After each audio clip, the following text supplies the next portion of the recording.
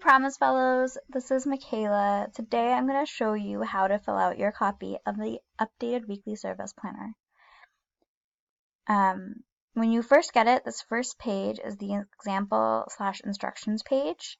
There are yellow boxes that kind of just explain what different things are. So if this is enough for you to go ahead and fill out by yourself, please take the time to read them and do what you would like.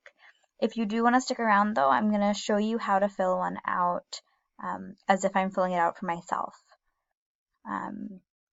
So that's what you're getting if you watch this. So the first thing that I need to make sure that I remember when I'm filling it out is how many total hours I need in order to complete my term of service successfully. I'm a 40-hour per week Promise Fellow, so I need a total of 1,700 hours.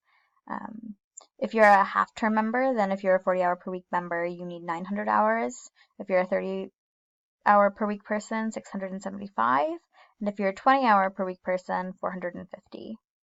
Now, the importance of these numbers is that that's what you're going to be trying to get to right here in this bolded box. So I'm going to switch over to the hours week planner side. So this is where I'm going to fill it out.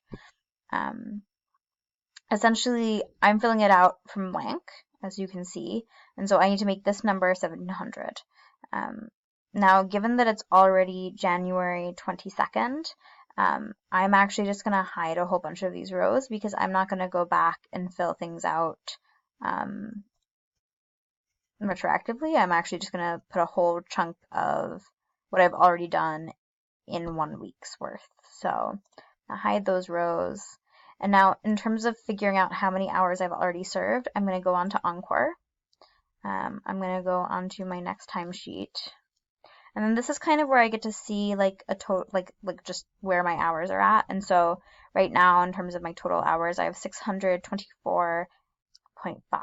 So 624.5 is what I'm putting in this box.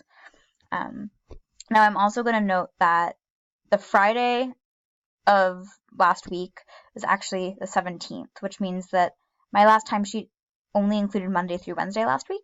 Thursday and Friday were not already included. So I'm actually going to add on to that what I did on Thursday and Friday, which was 9 hours and 10.75. And so that's what I've done up till my last Friday. So now everything else is in the future. So right now I have 644.25. What I need is 1,700. So the first thing that I like to look at when I'm making my plan is what weeks I'm going to have a break. So for instance, MLK Day this week, my site, the Alliance, had the day off. So when I'm making a plan, I might think, okay, I'm not going to get a 40-hour week. I might get a 35-hour week. And so that might be what I plan for there. President's Day, I will check, does my site have that day off? Most school sites are going to have that off, if not all of them. And so I might say that I'm only going to do 32 hours that week because I'm just going to plan to try and take the entire President's Day off. Now my site, because I'm not at a school site, doesn't actually have a spring break, but check when your school does, because your school probably does.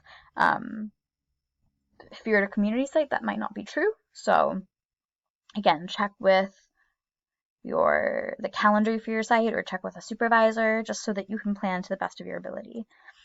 Because I don't have a spring break, I'm actually just going to delete those reminders. Memorial Day, though, I might have some shorter week.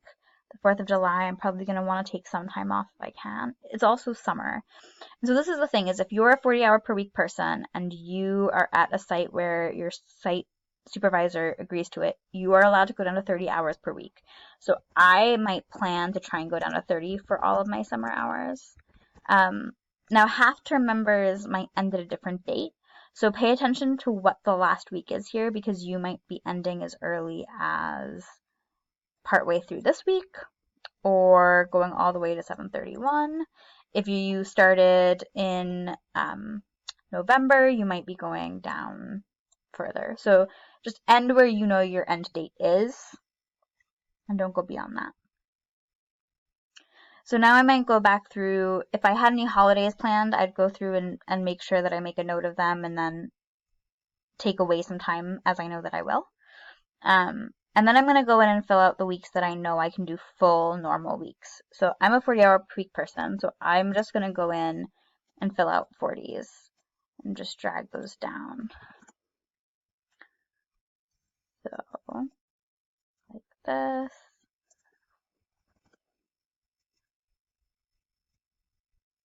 All right. So if I come down here, I have 1696.25.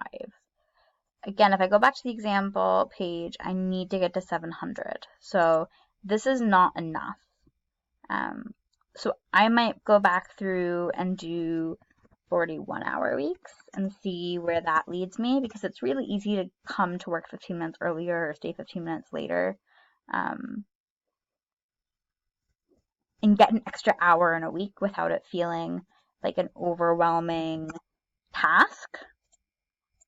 So if I do that all the way for all of my 40-hour weeks, let's see. So now I'm at 1716. So this is over what I need. I can stop planning at this point. Something that I will note, however, I like the fact that I've got 16 hours over what I need, because if I get sick or something does happen, a family member needs my support, I know that if I take a day or two off, I'm not going to be far behind what I need.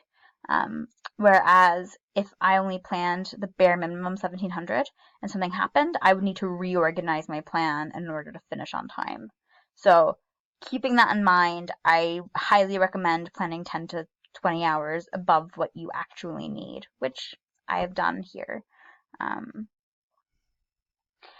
At the end of every week, if you come back into your weekly service planner and you fill in what you've actually served, it'll help you keep track as to whether you're actually staying on track. So, things happen.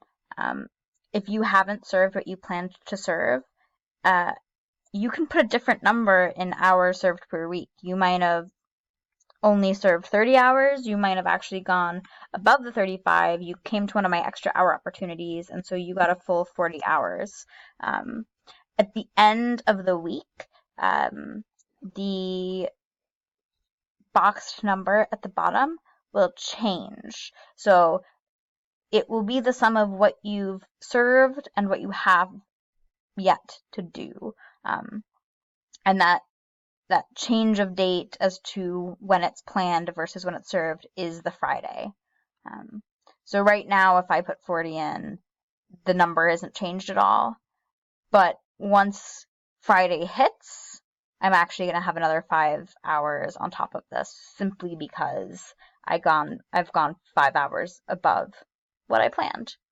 And so that's just a helpful tool to double check that as you go, if you're short a little one week and over another week, everything's balancing out the way that you expect it to. So that is how you fill out your weekly service planner. This part over here is actually a tool to see what your plan is for every pay period. It's not going to be perfect, because this is an average for some of the weeks where the pay period either starts or ends midweek. But it just gives you the idea that, even though you might be in a 40-hour per week position and you think that, I give in a timesheet every 2 weeks so I should have 80 hours every timesheet.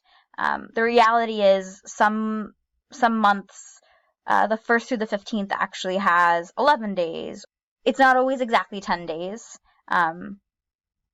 If I look at a calendar here, for instance, the 1st through the 15th, 1, 2, 3, 4, 5, 6, 7, 8, 9, 10, 11. So in a 40 per hour week position, you would be expected to have 88 hours that time period. And so this just kind of gives you that idea of like what is expected from you each time period, given what you are planning to do. It will automatically calculate that based on what you put in the planned column. Just so you know, that's a little extra piece of information. But if it doesn't interest you, you don't need to pay attention to it. Thank you so much for listening. I hope this helps. If you have any questions, feel free to reach out to me. And I look forward to seeing your weekly service planners.